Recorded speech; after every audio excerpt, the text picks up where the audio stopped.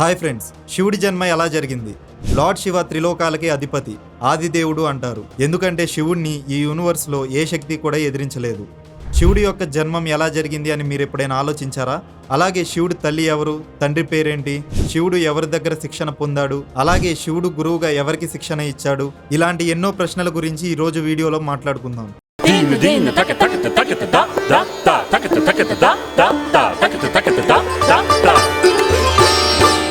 ఇది శివుడి కథ కాబట్టి ఈ వీడియో అనేక కథలతో కూడి ఉంటుంది. అందుకే ఈ వీడియోని ఎక్కడా స్కిప్ చేయకుండా పూర్తిగా చూడండి. ముందుగా శివపురాణంలో శివ జన్మకు సంబంధించిన ఒక కథ గురించి తెలుసుకుందాం. శివుడికి ఇంకో పేరు స్వయంభువ అని కూడా అంటారు. దీని అర్థం శివుడి యొక్క జన్మం స్వయంగా జరిగింది. శివునికి తల్లిదండ్రులు లేరు అని మనం అర్థం చేసుకోవాలి. అందుకే శివుడు పంచభూతాలను తన ఆధీనంలో పెట్టుకుంటాడు. శివుడికి మృత్యు అనే భయం లేదు. శివుడికి చావు అనేది కూడా లేదు. ఇప్పుడు విష్ణు పురాణంలో చెప్పబడిన శివుడి యొక్క జన్మకి సంబంధించి ఇంకో కథ గురించి చెప్తా. విష్ణు పురాణం ప్రకారం విష్ణువు నుదుటి నుండి వచ్చిన తేజస్సు కారణంగా శివుడు ఉద్భవించాడు. విష్ణువు నాభిభాగం నుంచి బ్రహ్మ ఉద్భవించాడు. అట్లాగే విష్ణువు యొక్క జన్మ గురించి శివ పురాణంలో ఉంది. శివుడు ధ్యానం చేస్తూ రుద్రాక్షమాలను లెక్కిస్తున్నప్పుడు ఒక రుద్రాక్ష నుంచి విష్ణువు జన్మించాడు. ఇక్కడ మీరు గమనించినట్లయితే విష్ణు పురాణం, శివ పురాణం రెండు ఒకదానికొకటి పూర్తి వ్యతిరేకంగా ఉంటాయి. ఇవి కాకుండా శివుడి యొక్క జన్మకు సంబంధించి ఇంకో పురాతన కథ కూడా ఉంది. ఈ కథ గురించి మీ ఇంట్లో అమ్మమ్మ తాతయ్యలు చెప్పే ఉంటారు.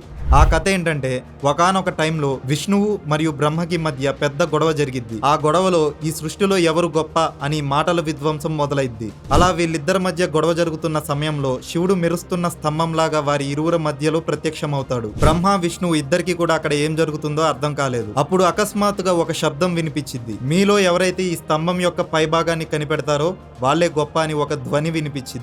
అది విన్న బ్రహ్మ ఒక పక్షిలాగా మారి పైకి ఎగరడం మొదలు పెడతాడు. విష్ణువు వరాహ రూపం దాల్చి స్తంభం యొక్క చివరి భాగం వెతకడానికి బయలుదేరాడు. అలా చాలాసేపు తర్వాత బ్రహ్మ, విష్ణువులు ఇద్దరికి కూడా స్తంభం యొక్క చివరి భాగం కనిపించలేదు. ఆ తర్వాత శివుడు స్తంభం రూపాన్ని త్యజించి అసలైన రూపాన్ని దాల్చాడు. అది చూసిన బ్రహ్మ, విష్ణువులకు ఈ సృష్టిలో అత్యంత శక్తివంతుడు శంకరుడే అని కనువిప్పు కలిగింది. శివుడికి మించిన శక్తి ఏదీ లేదు అని నమ్మారు. ఆ కథ ద్వారా శివుడికి అంతం లేదని తెలుస్తుంది. అందుకే శివుణ్ణి స్వయంభువ అంటారు. ఎందుకంటే శివుడు అమరుడు. శంకరుడికి సంబంధించిన ఒక ప్రసిద్ధ విషయం గురించి కూడా చెప్తాను. ఈ కథలో బ్రహ్మ శివుడికి తండ్రి అవుతాడు. అప్పట్లో ఈ కథ ప్రజల మధ్యలో చాలా ప్రసిద్ధిగాంచింది. ఒకవేళ ఈ కథే నిజమైతే అప్పుడు శివుడు బ్రహ్మకు కొడుకు అవుతాడు. ఈ ప్రశ్నకు సంబంధించి విష్ణు పురాణంలో ఒక కథ ఉంది. భూమి, ఆకాశం అలాగే ఈ పూర్తి సృష్టి నీటిలో మునిగిపోయిద్ది. ఆ సమయంలో విష్ణువు తప్ప ఇంకెవరూ లేరు. ఆ సమయంలో కేవలం విష్ణువు మాత్రమే నీటి మీద తేలుతూ ఉంటాడు. ఆ తర్వాత విష్ణువు నాభి నుంచి ఒక కమల పుష్పంలో బ్రహ్మ జన్మించాడు. బ్రహ్మ, విష్ణువు ఇద్దరు కూడా ఈ యూనివర్స్ గురించి మాట్లాడుతున్నప్పుడు మధ్యలో ఆ పరమేశ్వరుడు ఉద్భవించాడు. అప్పుడు బ్రహ్మ శివుడిని గుర్తుపట్టలేదు. శివుడు అక్కడ నుండి మాయమైపోయాడు. ఇదంతా గమనించిన విష్ణువు బ్రహ్మకు దివ్య దృష్టిని ప్రసాదించి శివుడి గురించి గుర్తు చేశాడు. ఆ తర్వాత బ్రహ్మదేవుడు తన తప్పును తెలుసుకొని శివుడిని క్షమాపణ అడిగాడు. పుత్రుడి రూపంలో తనకు జన్మించమని శివుడిని కోరాడు. అప్పుడు శివుడు బ్రహ్మదేవుడి యొక్క ప్రార్థనను అంగీకరించి ఆశీర్వాదం ఇచ్చాడు. ఆ తర్వాత బ్రహ్మదేవుడు ఈ సృష్టిని సృష్టించే సమయంలో అతనికి ఒక పిల్లవాడి అవసరం పడింది. అప్పుడు శివుడి యొక్క ఆశీర్వాదం బ్రహ్మదేవుడికి గుర్తొచ్చింది. వెంటనే శివుడి కోసం బ్రహ్మదేవుడు తపస్సు చేయడం ప్రారంభించాడు. అలా కొంతకాలం తర్వాత శివుడు ఒక బాలుడు రూపంలో బ్రహ్మ ముందు ప్రత్యక్షమయ్యాడు. ఆ బాలుడు బ్రహ్మ ముందు నుంచొని ఏడుస్తూ ఉన్నాడు. అప్పుడు బ్రహ్మ ఆ బాలుడిని ఎందుకు ఏడుస్తున్నావు అని అడిగాడు. అప్పుడు ఆ బాలుడు నాకు ఎలాంటి పేరు కూడా లేదు అని అంటాడు. అప్పుడు బ్రహ్మ ఆ బాలుడికి రుద్ర అని నామకరణం చేశాడు. ఆ పేరుకి అర్థం ఏడుస్తున్నవాడు అని. ఆ పేరు పెట్టినా కూడా బాలుడు ఏడుపు ఆపలేదు. అప్పుడు బ్రహ్మ ఇంకో పేరు పెట్టాడు. రెండో నామం కూడా ఆ బాలుడికి నచ్చలేదు. అలా ఇంకా ఏడుస్తూనే ఉన్నాడు. ఏదో విధంగా బాలుడి ఏడుపు ఆపాలని బ్రహ్మదేవుడు శివుడికి 108 పేర్లు పెట్టాడు. రుద్ర, సర్వ, భవ, ఉగ్ర, ఈశ, మహాదేవ్ లాంటి 108 పేర్లు పెట్టాడు. శివపురాణం ప్రకారం ఈ పేర్లన్నీ కూడా భూమి మీద రాయడం జరిగింది. ఇక తర్వాత శ్రీ మాదేవి మహాపురాణం గురించి మాట్లాడుకోవాలి.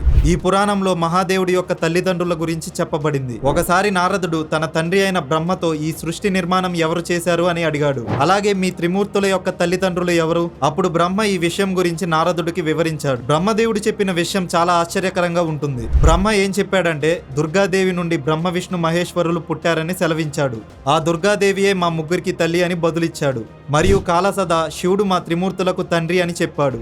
ఈ కథతో పాటు దేవి మహాపురాణంలో బ్రహ్మ విష్ణువుల మధ్య జరిగిన గొడవ గురించి ఇంకో కథ కూడా ఉంది. గొడవలో భాగంగా బ్రహ్మ ఈ సృష్టినే తయారు చేశాను అని అంటాడు. సమాధానంగా విష్ణువు, నీకు నేను తండ్రిని, ఎందుకంటే నా నాభి నుంచి ఉద్భవించావు కాబట్టి అన్నాడు. అలా వీరిద్దరి మధ్య గొడవ ఉద్వేగంగా మారుతూ వచ్చింది.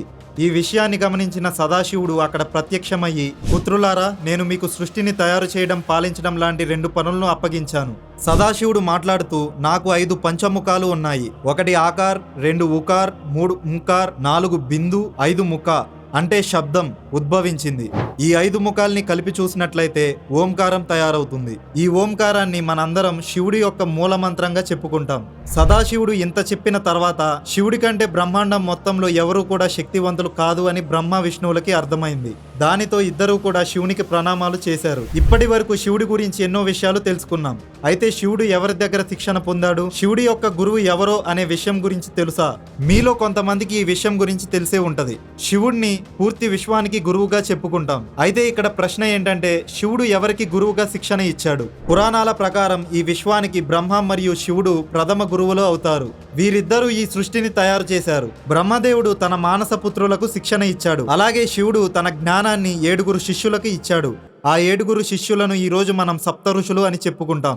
ఇప్పుడు అర్థమైందిగా శివుడు ఎలా జన్మించాడు అనేది. నా ఒపీనియన్ ప్రకారం నేను మొదటి కథనే నమ్ముతాను. శివుడు స్వయంభుగా వెలిచాడు. ఆయనకి తల్లి తండ్రి అనేవారు ఎవరూ లేరు. ఓంకారనాదం నుంచి పుట్టాడు అని ఎన్నో గ్రంథాల్లో ఉంది. మీ ఒపీనియన్ ఏంటో కామెంట్లో చెప్పండి.